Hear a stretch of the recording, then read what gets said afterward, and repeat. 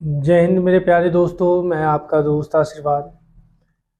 आज हम अर्थशास्त्र यानी इकोनॉमिक्स के बारे में अध्ययन करेंगे, जो यह कक्षा हमारी 10 की पहली पार्ट होगी, जिसमें हम विकास के बारे में देखेंगे। यह विकास किन किन पहलुओं पर आधारित है और इस विकास के क्या क्या बेनिफिट्स हैं, उसके बारे में आज हमारा अध्ययन होगा, जिसमें हम देखते हैं यह विकास कहता है कि दो बातों, एक अलग अलग लोगों के विकास के लक्ष्य भिन्न हो सकते हैं और दूसरा एक के लिए जो विकास हो सकता है दूसरे के लिए विकास नहीं हो सकता है। बिल्कुल, दूसरे के लिए विकास न हो, यहाँ तक कि वह दूसरे के लिए विनाशकारी हो सकता है। जैसे अगर मान के चलिए कि कोई एग्रीकल्चर लैंड है, सपोर्ट दैट यह एक मल्टीनेशनल कंपनी आती है, कोई मल्टी एमएनसीज कंपनी आती है। यह कंपनी एक किसान के पास 5 एकड़ इनके पास जमीन है, सपोर्ट दैट इन्होंने इसको खरीदना चाहा और इन्होंने बेचना नहीं चाहा। फिर भी यह बाहुबली है, पैसे वाले हैं, अपने किसी दम पर इस जमीन को ले सकते हैं। इनका कहना है कि हम यहाँ मॉल बनाएंगे, डिस्पेंसरीज होगी, बहुत कुछ होगी। समाज के गिने चुने वर्ग इसमें शामिल हैं जिनमें उनका बेनिफिट्स होगा। तो जब बेनिफिट्स होगा तो माना इनके लिए यह डेवलपमेंट हो सकती है, बट इनके लिए डेवलपमेंट नहीं होगी। तो विकास इनके लिए तो है लेकिन इनके लिए विकास नहीं होगी। ठीक है, ऐसे ही उसी चीज को कहता है कि ग्रामीण बेरोजगारी 2 टाइप्स के होते हैं, एक छद्म बेरोजगारी और यह विकास। मतलब अगर हम चर्चा करते हैं जो हमारा देश है, एक जो युवा जनसंख्या अभी आपकी है, 60% जनसंख्या आपकी भारत में युवा जनसंख्या है, जो 15 से लेकर के 59 तक वाले में है, यानी 15 टू 59 वाले में है। अगर बात करते हैं 15 टू 59 वाले में है, ये युवा जनसंख्या है और हमारा अप्रोक्सीमेटली लगभग 60% इसमें काउंट किया जाता है। ठीक है, अगर यह युवा जनसंख्या, अगर इनके पास तकनीक है, स्किल है, अगर स्किल है, एडुकेटेड है, तो यह देश के लिए डेवलपमेंट का काम कर सकते हैं, डेवलप्ड यानी विकास का काम कर सकते हैं। सपोर्ट दैट यह जो जनसंख्या है अनएडुकेटेड है, अनस्किल्ड है, या किसी ऐसे माध्यम में पढ़ करके यह अपने आप को स्पॉइल कर चुका है। जैसे आप देखते हैं कि नशेड़ी, गजेड़ी, भंगेड़ी, अगर इस तरह का होगा तो यह मान के चलिए किसी भी तरह का गलत आदतों के कारण भी यह बर्बाद हो सकता है। तो यह अगर स्टेट्स या राज्य कोई भी अपने नागरिकों को स्किल्ड करती है तो यह एक अच्छी कदम होगी उस देश में, उनकी अर्थव्यवस्था में इनका इंक्लूजन, यह उनको देश में समावेशित करेंगे, इंक्लूसिव डेवलपमेंट कहते हैं। ठीक है, लेकिन अगर यह सरकार इसको नहीं कर पाएगी तब क्या होगा कि जो राज्य पे, जो देश है उस पे यह जनसंख्या बर्डन के रूप में होगा।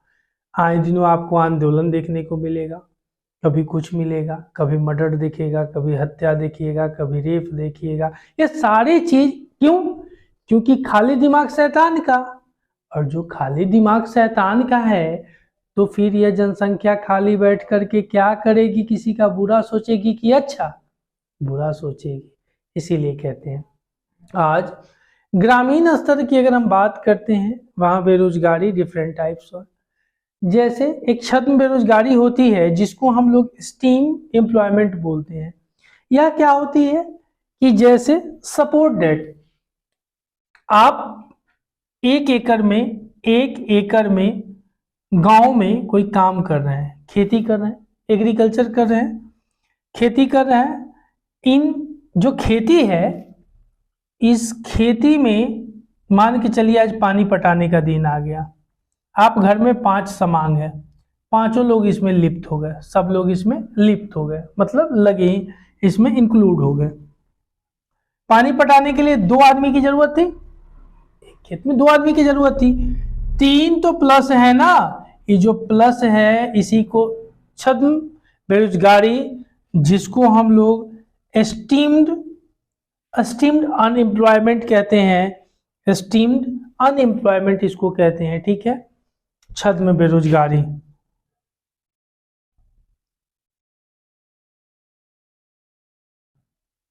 चलिए, और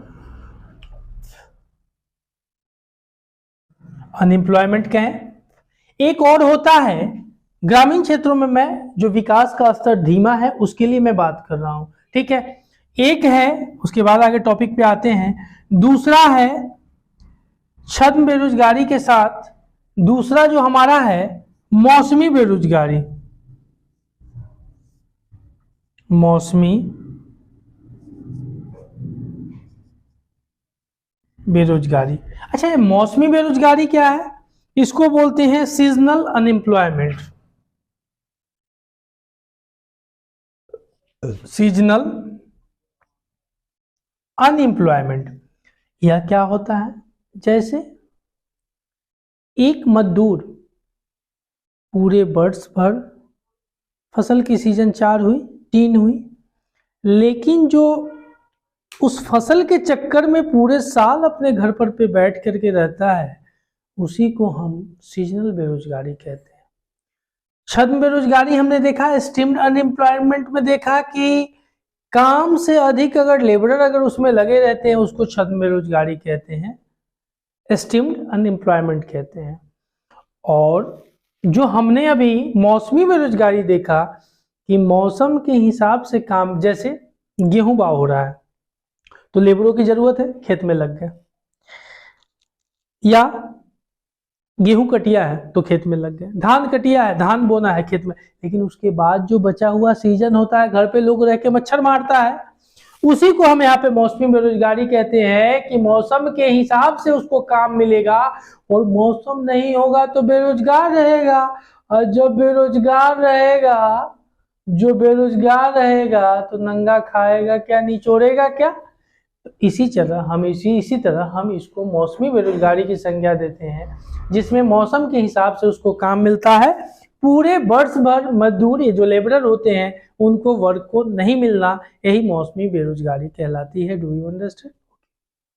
देखते हैं, कहता है उसी चीज को जो कहे थे, सो 2 things are quite clearly one different person can have different development goals, and 2 what may be development for one may not be development for the other.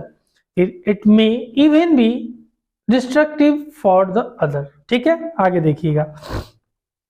Income and other goals, ये क्या होते हैं? जो आपका कहता है, इसमें कहता है द्रव्य या उससे खरीदी जा सकने वाली भौतिक वस्तुएं एक कारक है और जिस पर हमारा जीवन निर्भर है। अच्छा एक बात बताइए, suppose that you are hunger but you have no money, you are कंगाल, ठीक है, but you have more money, you are not कंगाल, but you have not time। कहने का मतलब आपके पास पैसा नहीं है, आप हंगर है और आप कंगाल है, तो आप गरीब कहलाएंगे। अगर आपके पास पैसा है, समय नहीं है, फिर आप भूखे हैं, तो आप गरीबी नहीं कह सकते, नहीं कहिएगा ना। जब आपके पास पैसा है but you have no time, आपके पास समय नहीं है, उस चीज को हम देखते हैं। तो ध्यान दीजिएगा, इसमें कह रहा है the quality of our life also depends on non material things mentioned above. यानी पैसा आपके जीवन को एक सुचारू तरीके से बढ़ाने का काम करता, आगे बढ़ाता है।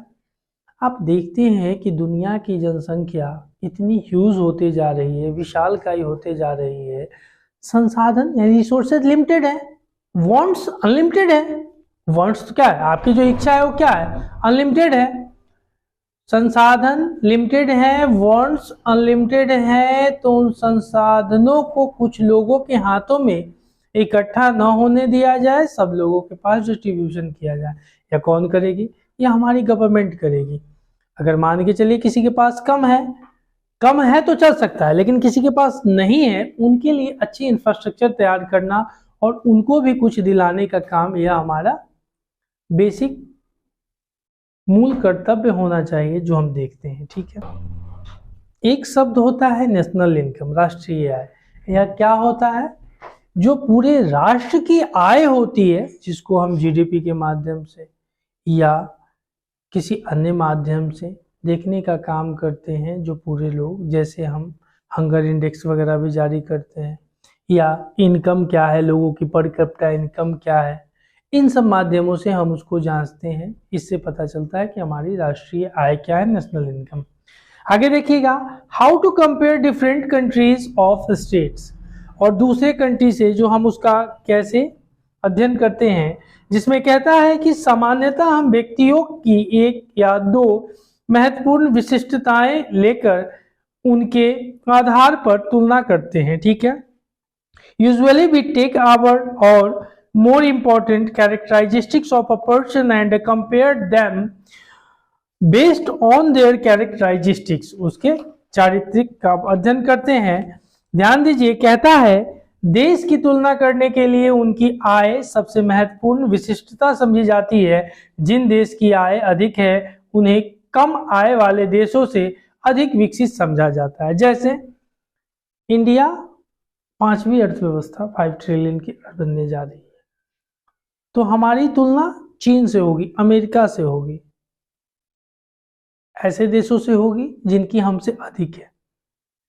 और हमसे किनकी होगी, जिनसे हमसे कम, जिनको हमसे कम है उनसे हमारी तुलना की जाएगी, कंपेयर की जाएगी। यह कंपेयर क्या किया जाता है, आपका पर कैपिटा इनकम, मतलब जो आप कमा रहे हैं पूरे वर्ष भर में, वह क्या है, उस डॉलर में, यूएस डॉलर में उसको काउंट किया जाता है, और उस काउंट के माध्यम से पता चलता है कि यह पर कैपिटा इनकम इनका कितना आ रहा है। ठीक है।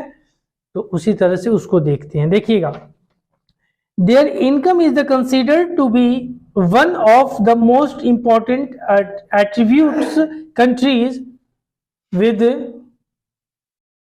चलिए उसी चीज को कहा, their income is the considered to be one of the most important attributes countries with a higher income or a more developed than other with the less income। ठीक है, यानी हायर को कम वाले से कंपेयर करने का काम करते हैं। कहा इस समय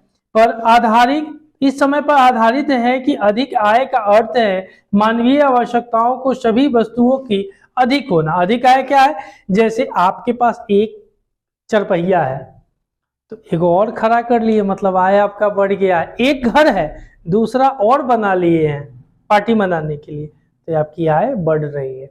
तो इन सेंस में हम उनको देखते हैं। स्टैंडर्ड ऑफ लिविंग का हाई हो जाना, आय अधिक होना, स्टैंडर्ड ऑफ लिविंग हाई हो जाना, आय कम होना, स्टैंडर्ड ऑफ लिविंग रहन सहन जो आपका कम हो जाना, लो हो जाना। चलिए, this is the based on the understanding that a more income means more of all things that human beings needs. ठीक है, आगे देखिएगा, इसलिए हम औसत आय की तुलना करते हैं जो कि देश की कुल आय को कुल जनसंख्या से भाग देकर निकाला जाता है, और औसत आय का प्रति व्यक्ति आय भी कहते हैं। ठीक है, यानी प्रति व्यक्ति यानी पर कैपिटा इनकम भी कहते हैं प्रति व्यक्ति आय को, जिसमें कहा hence we compared the average income which is the total income of the country divided by it's total population, जो टोटल पॉपुलेशन है उनसे डिवाइड करके the average is also called per capita income. Very good.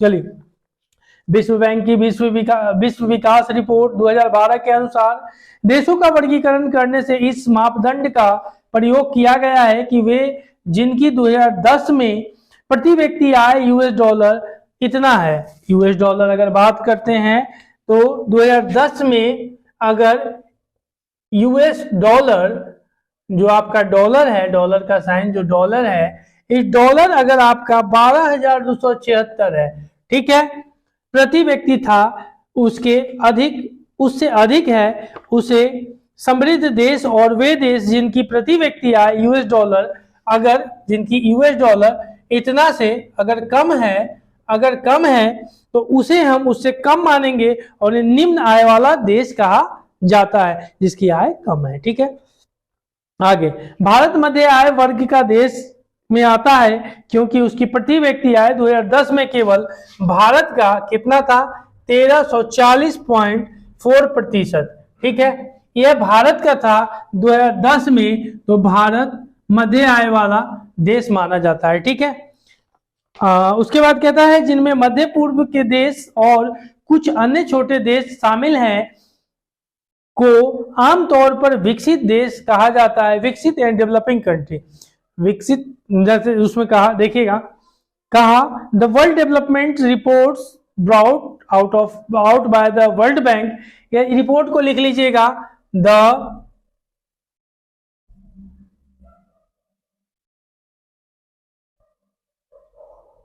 World development report या world bank द्वारा जारी किया जाता है। इसको पूछ दे सकता है कि यह जो आपका वर्ल्ड डेवलपमेंट रिपोर्ट है या किसके द्वारा निकाला जाता है, तो यह वर्ल्ड बैंक के द्वारा निकाला जाता है,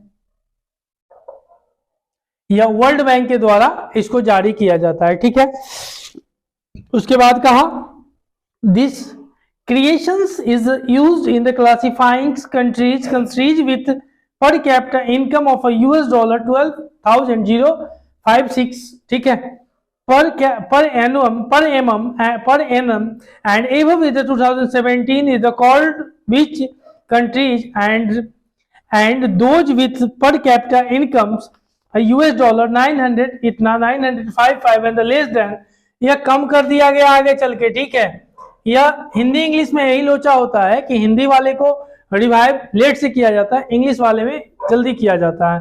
फिर उसके बाद कहा less than the called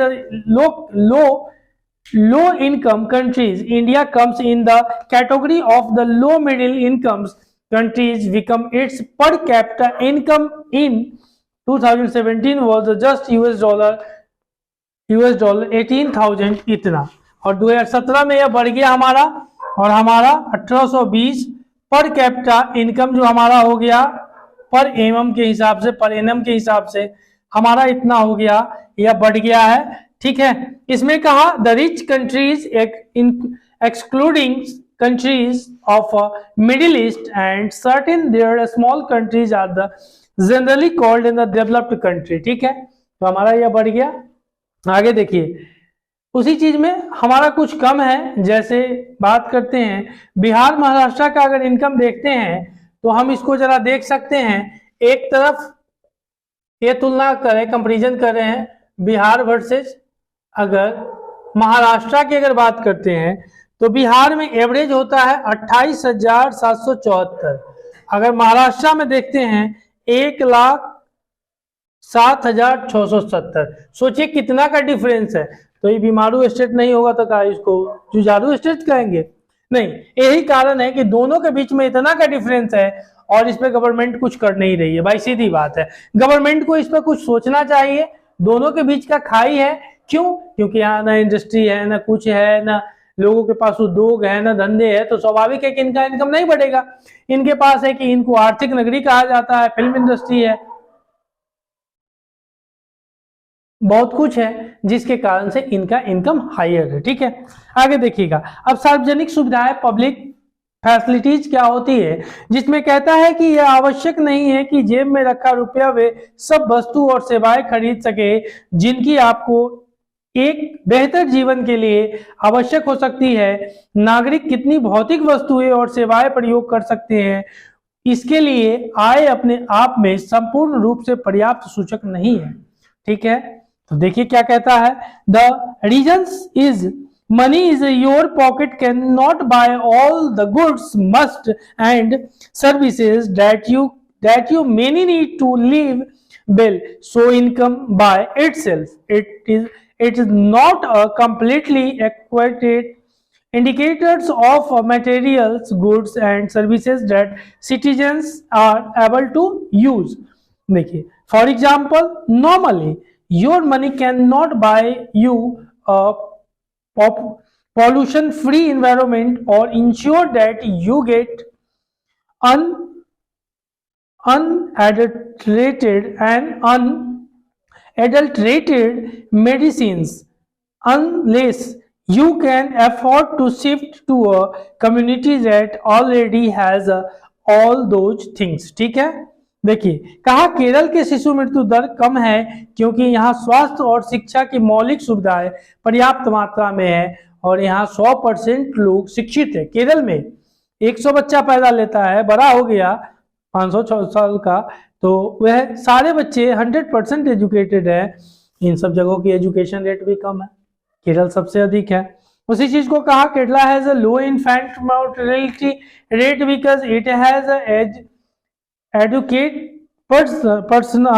provisions of basic health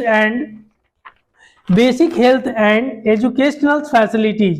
एक मानव विकास रिपोर्ट है जिसमें दिखाया गया है, आप देख लीजिएगा, जिसमें कंट्री का नाम दिया गया है, उसके बाद जीएनपी दिया गया है, लाइफ एक्सपेक्टेंसी दिया गया है, means years of the schoolings of peoples age of the able to 2017 और HDI रैंक यानी ह्यूमन इंडेक्स जो दिया गया है उसके बारे में, ह्यूमन डेवलपमेंट इंडेक्स होता है HDI का फुल फॉर्म, तो उसके बारे में जो चर्चा किया गया है। ध्यान दीजिएगा, कंट्री के तौर पर हमारी जो तुलना होती है, अगर बात करते हैं देश, इसमें कहा इसमें जो जीएनपी होता है ग्रॉस नेशनल इनकम, या क्या होता है जरा चर्चा कर लेते हैं। सारे तुलनात्मक अध्ययन इनके बेस पर करते हैं हम देशों को, जिसमें अगर बात करते हैं श्रीलंका,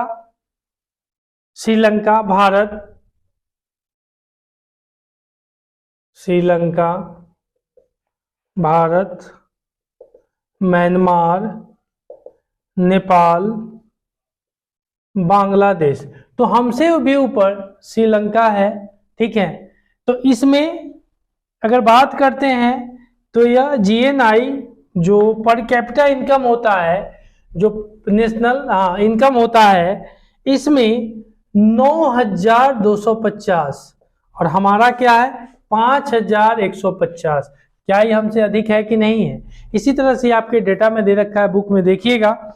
उसी तरह से अगर बात करते हैं लाइफ एक्सपेक्टेंसी, तो इनका यह 74 साल बंदा जिएगा, उस जगह पर हम 66.4। सोचिए, इसमें भी हमारा बहुत का फर्क है, मतलब ये हमसे ज्यादा खुशहाल वगैरह सब कुछ है, सारी चीज निकलती है। उसी तरह से अगर बात करते हैं यह साक्षरता में, तो इनका 91.2 है, लेकिन अगर हम अपना बात करेंगे अप्रोक्सीमेटली 70 है। ठीक है, 70 के आसपास है।